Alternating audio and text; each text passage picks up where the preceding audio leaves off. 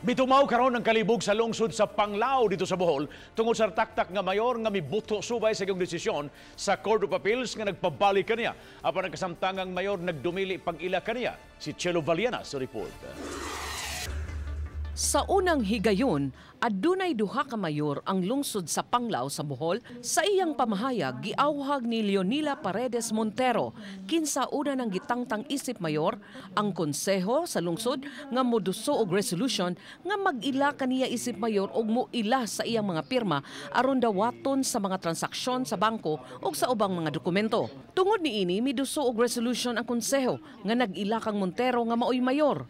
Sa miaging tuig, gisuspenso si Montero sa ombudsman o gitangtang sa katungdanan human mapapatud-i nga sad-an sa reklamong grave misconduct. Subay kini sa pagpatrabaho sa upat ka napildi nga kandidato sa iyang buhatan. Miapilar si Montero sa Court of Appeals ug gibali ang dismissal order sa ombudsman ug nahimong suspension na lang ang napatuman. Matud niya, wa na kinahanglana ang kamanduan sa DILG sa iyang pagbalik subay sa Section 46 sa Local Government Code. Nga wa joy DILG nga mo reinstate na kog balik. Gawas kon bisi mayor ko.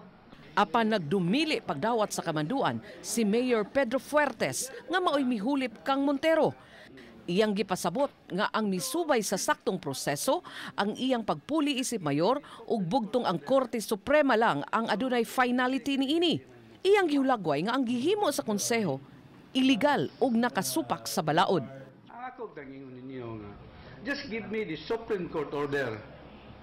Pero di ILJ kay ILJ may magpatuman.